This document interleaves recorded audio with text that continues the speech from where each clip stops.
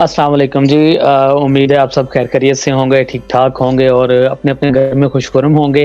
आप सब देख रहे होंगे कि ये किस तरह का आज जो है वो हमारे चैनल पे कंटेंट आने लगा है। तो आज से हम एक सिलसिला शुरू करने लगे हैं सक्सेस स्टोरीज़ का, जो हमारी कामयाबी की कहानियाँ हैं और जो हमारे चमकते सितारे हैं, उनसे हमने थोड़ा-सा उनका कीमती टाइम लिया है ताकि वो हमसे शेयर कर सकें अपने एक्सपीरियंसेस, अपने तजुर्बात। तो इसी सिलसिले की जो कड़ी है वो हमारी बहुत ही अच्छी-सी, बड़ी ब्रिलियंट सी और मेरी मेरी भी स्टूडेंट है। वैसे तो हम सबकी स्टूडेंट है ये, हमसे मुराद हमारा टीचर तबका, लेकिन मेरी स्टूडेंट भी है माशाल्लाह, बहुत ही ब्रिलियंट, बहुत ही काबिल और आउटस्टैंडिंग परफॉर्मेंस उन्होंने दी है। तो हमारे साथ हैं ज़ोहा खान। अस्सलाम वालेकुम ज़ोहा, कैसी हैं आप, ठीक हैं? वालेकुम सलाम, thank you for the introduction. ठीक है। अच्छा ज़ोहा, क्योंकि वक़्त आपका भी बड़ा कीमती है तो हम अपनी डिस्क्रिप्शंस के अंदर जो है वो बहुत सारी चीज़ें डाल के अपनी ऑडियंस को जो है वो बता देंगे कि हम अपने पूरे इंटरव्यू के अंदर हम क्या-क्या कवर करने वाले हैं। ओके। तो मैं अपनी ऑडियंस को बता दूँ थोड़ा-सा कि ज़ोहा ने जो है वो मैट्रिक 2023 जो अभी रिसेंटली ये साल चल रहा है उसमें पास आउट हुई हैं और ज़ोहा के अल्हम्दुलिल्लाह 1050 मार्क्स हैं out of 1100 Zoha? Yes, exactly. जी, 1100 में से 1050 मार्क्स लिए हैं, इतने सारे मार्क्स ले लिए ज़ोहा ने। और मुझे तो वैसे ज़ोहा की कामयाबी का पता है, इनकी मुझे आदात व ख़साइल का भी इल्म है कि किस तरह पढ़ती रही हैं, बड़ी अपने शेड्यूल के हवाले से स्ट्रिक्ट है, मैं बहुत बोल रहा हूँ। अब हम चलते हैं ज़ोहा की तरफ।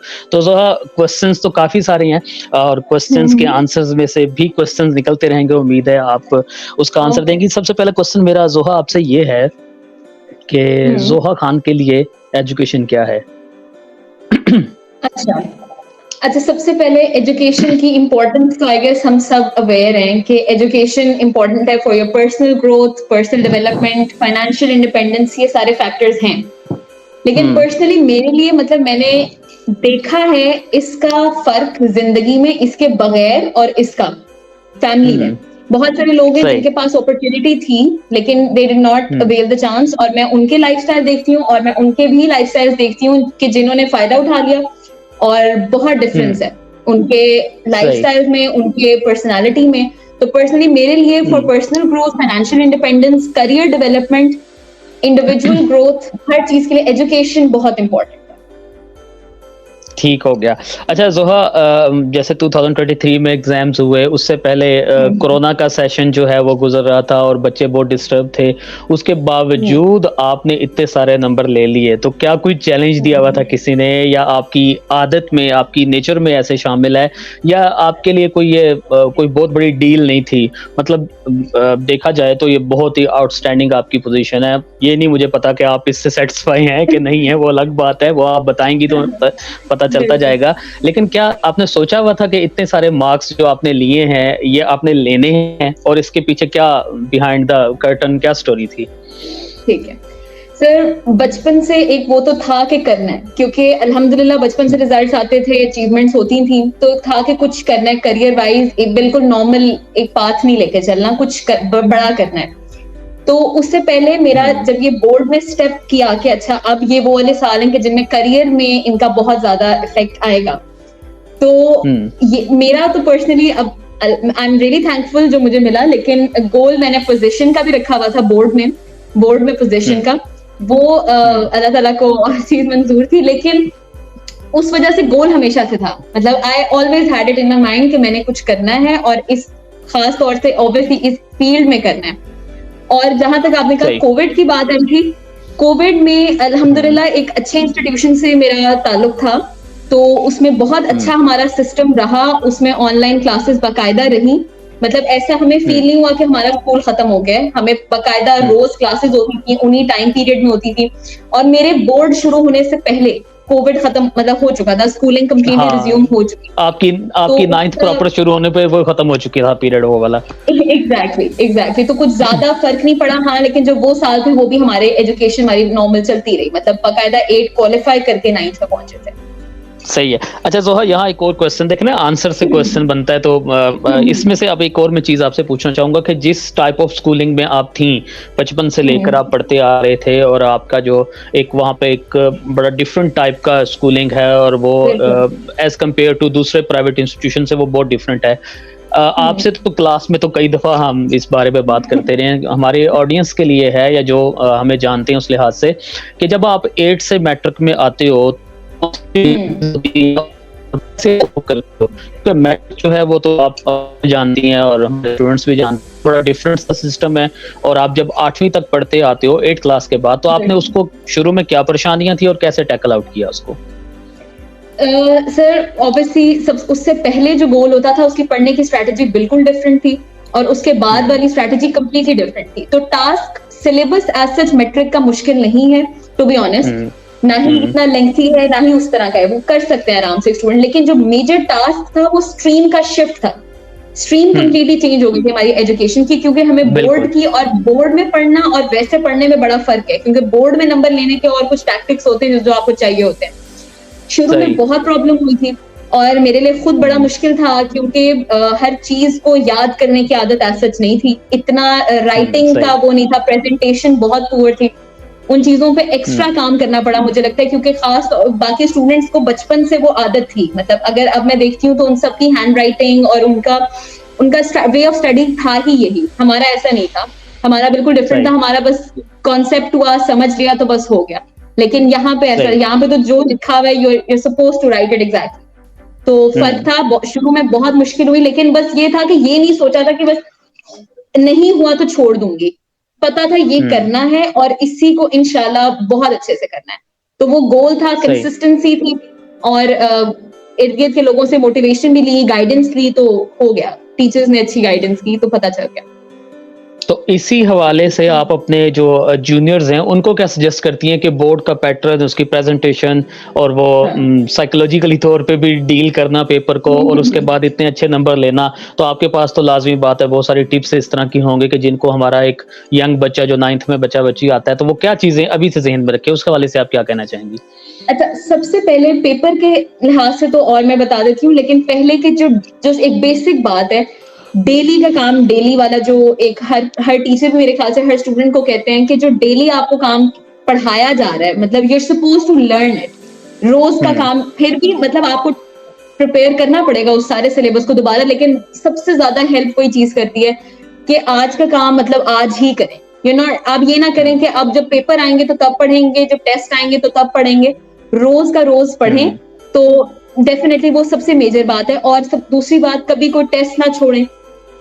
टेस्ट का प्रेशर होता है, नो डाउट, मतलब जो अच्छे स्टूडेंट्स हैं वो समझ सकते हैं, या जो पढ़ने वाले बच्चे हैं उनको पता है कि टेस्ट का प्रेशर होता है, पेपर का प्रेशर जरूर होता है, लेकिन उसको आप टेस्ट छोड़े ना। टेस्ट चाहे आपकी इनकम्प्लीट प्रिपरेशन है, लेकिन टेस्ट दें, जरूर दें।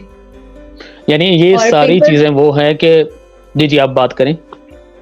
और पेपर का जो स्ट्रेस होता है वो भी नो डाउट, क्योंकि हमारा बोर्ड का एक्सपीरियंस बहुत डिफरेंट होता है। बोर्ड एग्जाम का जो बोर्ड एग्जामिनेशन हॉल है उसमें सिर्फ ये you need to have a control on your nerves, वही चीज मैटर करती है। बाकी आप दुआएं करें, पढ़ें, मेहनत करें, अपनी प्रिपरेशन को सफिशिएंट करें, वही बेहतर है। वहां के लिए अभी वही चीज है। एंड में हम आपसे दुआ लाजमी पूछेंगे, कौन सी दुआ करें हम इस हवाले से। अच्छा जोहा, अभी आप मुझे थोड़ा सा ये बताएं कि आपके इस मैट्रिक के सफर में, अभी आप FSC प्री मेडिकल कर रही हैं आई थिंक? बिल्कुल बिल्कुल। अच्छा, अब तक जो मैट्रिक का आपका सफर गुजरा है उसमें आपका मोस्ट फेवरेट सब्जेक्ट कौन सा था और मोस्ट इरिटेटिंग या चैलेंजिंग सब्जेक्ट कौन सा था? मेरे वाले का नाम नहीं लेना। ओके, सॉरी सर, लेकिन उर्दू जो था उसमें बहुत टफ टाइम दिया।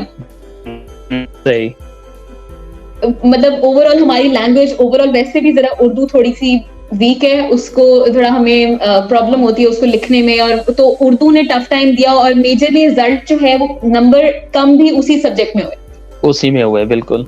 हाँ, तो उर्दू ने काफी टफ टाइम दिया। और उर्दू के लिए मैं रेकमेंड करूंगी कि उसको आसान ना लें, इजी ना लें, उसके लिए बहुत एफर्ट करें, उसके लिए बहुत एफर्ट रिक्वायर्ड है। मतलब जितना भी करेंगे आपके नंबर मोस्ट प्रॉब्ली, शायद कुछ लोगों के आ जाते हैं, कुछ के नहीं आते, तो उर्दू में आपकी डेफिनेट नहीं हो सकता कि इतनी तैयारी कर लिए तो इतने नंबर आ जाएंगे। तैयारी हो या ना हो सकता है कि ना आए। उर्दू ने काफी मुझे टफ टाइम दिया, मुझे मेहनत भी बहुत करनी पड़ी, हैंड राइटिंग पे, प्रेजेंटेशन पे, सबसे ज्यादा उर्दू में। तो मतलब ये तो बहुत अच्छी बात होगी कि उर्दू को जो बिल्कुल हलवा ले रहे होते हैं बच्चे और वो हाँ, उसको इतना नहीं, नहीं, समझते हैं नहीं, कि आम सी बात है, उनके लिए आपकी रिकमेंडेशन है कि ऐसा नहीं सोचना, उर्दू को भी प्रॉपर बिल्कुल एक नहीं। वैल्यू देनी है सब्जेक्ट्स की तरह। और most game favourite subject changer है ये, आपका? आर्ट सब्जेक्ट गेम चेंजर है। बिल्कुल, ठीक। और फेवरेट सब्जेक्ट आपका? मुझे पर्सनली ऑब्वियसली हर स्टूडेंट का फेवरेट वही होता है जो जरा आसान होता है। मुझे लगता हुँ, है बोर्ड की साइंसेस और मैथमेटिक्स बहुत इजी है। हुँ, मैथमेटिक्स में वो आप बहुत इजीली नंबर ले सकते हैं।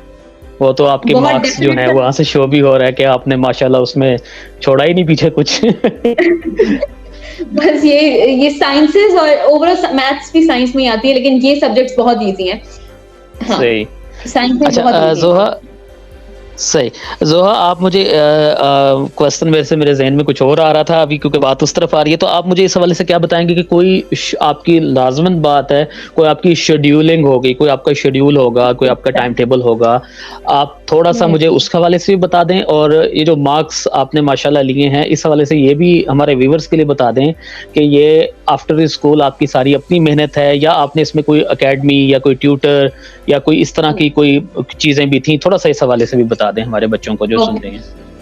अच्छा, सर आपने पहले बोला स्केड्यूल के बारे में, तो वो जी, मैं जी। स्पेशली इस बारे में बात करना चाहूँगी कि मुझे लगता है पर्सनली अगर मेरे रिज़ल्ट में जो सबसे मेजर कंट्रीब्यूटर था, वो यही था कि मैं डिसिप्लिन बहुत ज़्यादा फ़ॉलो किया इन एक स्केड्यूल बनाना, टाइम टेबल बनाना हुँ, और उससे भी बड़ा आर्ट है उसको फ़ॉलो करना।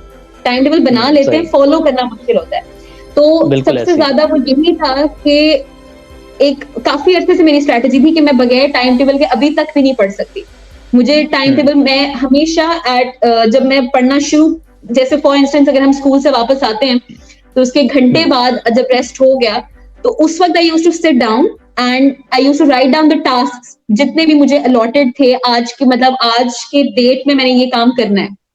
वो लिख के सही। टाइम ऑर्गेनाइज करके और हर कुछ जितना टाइम डेडिकेटेड है क्योंकि जितने मेरे पास घंटे और जितना टाइम है मैं जितना भी पॉसिबल दे सकती हूँ सारा टाइम सब्जेक्ट वाइज हर सब्जेक्ट को अलॉट करके रूटीन बना के पढ़ अभी तक टाइम टेबल भी इवन एग्जाम प्रिपरेशन में वो जो बोर्ड से कुछ अर्सा पहले की प्रिपरेशन वो भी मैं बगैर टाइम टेबल के नहीं करती टाइम टेबल बहुत इंपॉर्टेंट है आई डोंट थिंक सही। सो कि टाइम टेबल के बगैर कोई भी स्टूडेंट अच्छे ऑर्गेनाइज तरीके से कर सकता है क्योंकि आप उस तरह हर चीज को टाइम दे सकते हैं इन एन ऑर्डर्ड वे हुँ। तो अच्छा टाइम टेबल बहुत थोड़ा-सा मैं आपकी बात को यहाँ पे काटूँगा। आप मुझे थोड़ा-सा हम्म, मज़ीद बता सकती हैं कि फॉर एग्ज़ाम्पल आपकी स्कूल रूटीन के अंदर अगर आप ढाई बजे या 3 बजे तक घर पहुँचते हो, तो हम्म, उसके बाद आपका स्टडी के लिए टाइम कितना वक़्फ़ होता था? और अगर आप फ्री डेज़ हैं, हम्म। जैसे सैटरडे है, संडे है या वेकेशंस हैं, समर ब्रेक है, उसमें आप स्टडी को कितना टाइम देती थी? ताकि हमारे बच्चों को एक आइडिया हो जाए कि किस लिहाज से वो उसको करते हैं। अच्छा मैं घर आई हूँ हाँ इसी तरह मैं 2:30 2:35 तक घर पहुंचती थी और जी, सब कुछ फ्रेश वगैरह करके I use to sit down exact sharp 4 o'clock for studying सही। और उसमें फिर मतलब वो ये 4 p.m. meant 4 p.m. 4:05 नहीं था 4:15 नहीं होता था वो 4 ही होता था चाहे रिगार्डलेस कि मेरा काम आज कम है या ज्यादा है 4 o'clock मैं पढ़ना शुरू कर देती थी पूरी अपनी सही। मैट्रिक 9 10 और अभी तक भी 4 o'clock पढ़ना शुरू कर देती थी और उसके लिहाज से जितने भी सब्जेक्ट्स थे और जितने भी होमवर्क डेली का जो भी पढ़ा जितना याद किया ऑब्वियसली फिर एडिशनल कभी टेस्ट भी होते थे तो वो कर लिया एंड अप्रोक्सीमेटली मेरा काम वैसे खत्म तो लेट होता था क्योंकि जरा सब्जेक्ट ज्यादा होते थे तो हुँ। 12:30 मैक्सिमम 12:30 तक हो जाता था सही। अच्छा दूसरा पार्ट हमारा ये था कि इसमें कोई अकेडमी या ट्यूशन या कोई इस तरह का था कोई आपका इस सक्सेस में किरदार? सर नाइन्थ में तो बिल्कुल विदाउट ट्यूशन नॉट अकेडमी कुछ भी नहीं था नाइन्थ में कंप्लीटली खुद ज़बरदस्त। पढ़ा था 10th में ठीक। जब मेरे उर्दू में मार्क्स कम आए स्पेसिफिकली काफी कम आए 9th में तो मुझे जरूरत पड़ी मुझे लगा कि शायद मुझे करना पड़ेगा तो मैंने हुँ। 10th में उर्दू की ट्यूशन स्पेसिफिकली रखी थी दैट्स ऑल बाकी मैंने साइंसेस में या इंग्लिश में किसी की ट्यूशन थ्रू आउट नहीं रखी ना ही कोई टेस्ट सही है, सेशन, यानी मतलब जो मेरे उर्दू भी आपकी क्योंकि टेक्निकलिटी की तरह का इशू था आपका, उसकी प्रेजेंटेशन या हाँ उसका टाइम लिमिट के अंदर पेपर को कवर करना है, मेरे ख्याल में एग्जैक्टली आपने उस हवाले से उसको रखा होगा। वैसे तो मुझे मेरा बिल्कुल नहीं आइडिया क्योंकि मैंने आपको पढ़ाया हुआ है सॉरी, आप मेरी स्टूडेंट हैं, तो फिर उस लिहाज से तो मुझे पता है कि आपको उस मवाद की या उस डाटे की टेंशन नहीं है, उसको कवर अप करने की टेंशन के हवाले से शायद आपने वो टेक्निकलिटीज को सीखने के लिए टाइम लिया होगा कहीं से। बिल्कुल, वो हैंड राइटिंग स्पीड और आपने हेडिंग किस तरह बनानी है, मार्कर का यूज, इन्हीं चीजों की वजह से। सही है।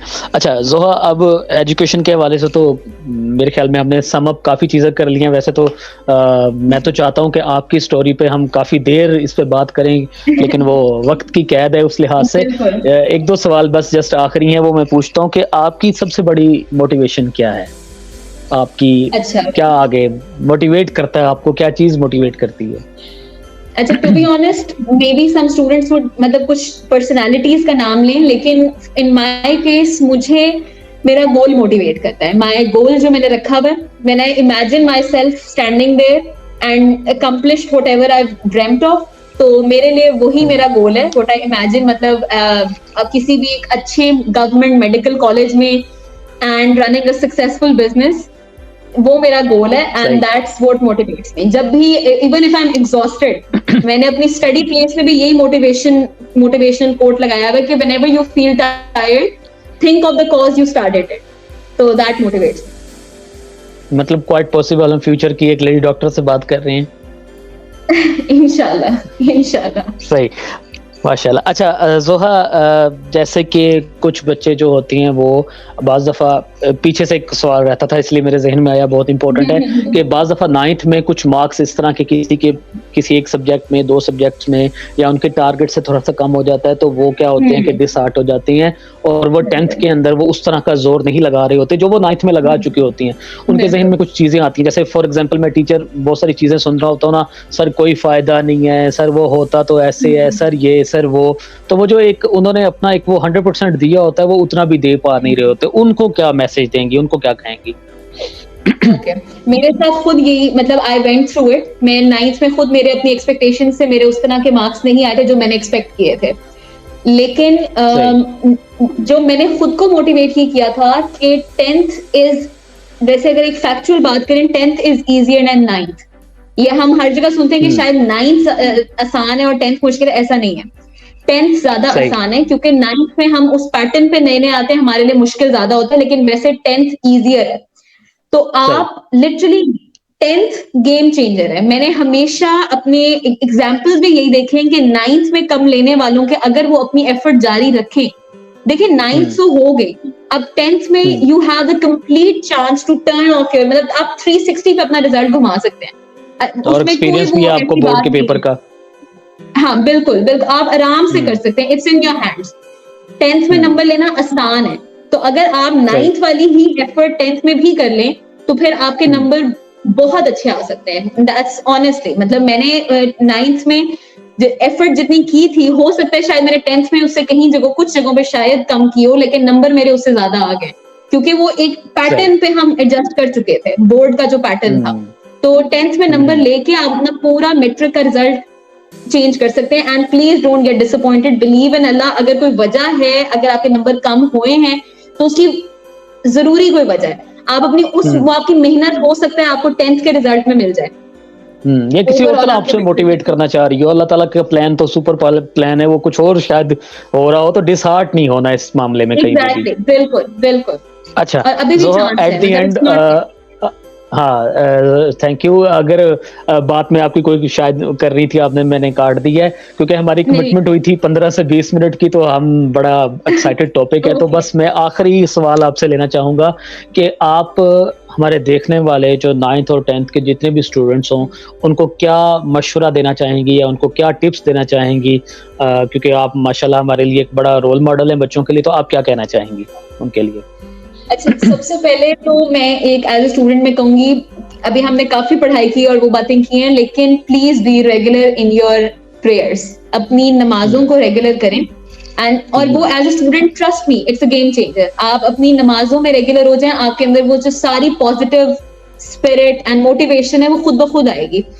नमाजों में रेगुलर हो जाए। सेकेंडली, दूसरा जो मेरी बात है कि आप लोग डिप्रेशन में ना जाएं। स्टूडेंट डिप्रेशन बहुत कॉमन है, एंड जब मैं भी पढ़ रही थी तो मैं अपने इर्द गिर्द अपने फेलोज को देख रही थी, बहुत सौ को मैंने देखा जिनमें पोटेंशियल था लेकिन because of the depression and anxiety वो लोग पीछे रह गए।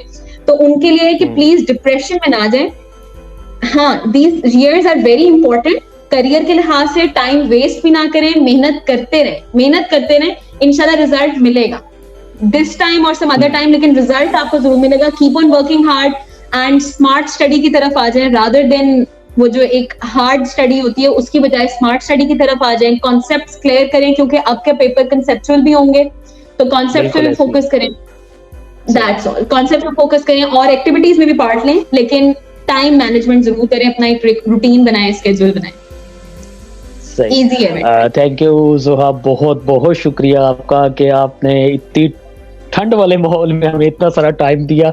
Thank you so much. हम थोड़ा सा लेट हो गए थे वैसे रिकॉर्डिंग में, लेकिन बहुत अच्छा एक्सपीरियंस रहा। और मेरा पर्सनली अपने किसी स्टूडेंट के साथ ये आपने होता है, बच्चों को हौसला दे रहे होते हैं तो बाज़ बच्चों से भी हौसला दे रहे होते हैं। तो आपका बहुत शुक्रिया कि आपने मुझे अपने कीमती वक्त में से टाइम दिया, और उम्मीद है कि फ्यूचर में कभी भी कहीं भी हमें किसी भी टॉपिक के हवाले से जब आप अवेलेबल हुई तो आप हमें वक्त देंगी। Thank you so much. इंशाल्लाह, thank you sir, I am honoured. और अगर किसी कोई एक भी स्टूडेंट अगर मोटिवेट हो जाता है इस बात से तो that means a lot to us. Thank you, बहुत शुक्रिया। और अपने व्यूवर्स को मैं कहना चाहूँगा कि आपके सामने एक रियल स्टोरी, सक्सेस स्टोरी थी। अपने कमेंट्स के ज़रिए, अपने सवालात के ज़रिए जो है वो आप हमसे और भी मुख्तलिफ राय ले सकती हैं या ज़ोहा से कुछ पूछना चाहें तो आप जब चैनल पे कमेंट करेंगी तो उम्मीद है ज़ोहा वहाँ भी रिप्लाई देंगे इंशाल्लाह। तो इसी नोशन पे हम आपसे इजाज़त चाहते हैं। बहुत बहुत शुक्रिया, जा रहे हैं, अपना ख्याल रखिएगा और जी लगा के, दिल लगा के पढ़िएगा। Thank you so much. अल्लाह हाफिज़। पाकिस्तान जिंदाबाद। Thank you so much. अल्लाह हाफिज़।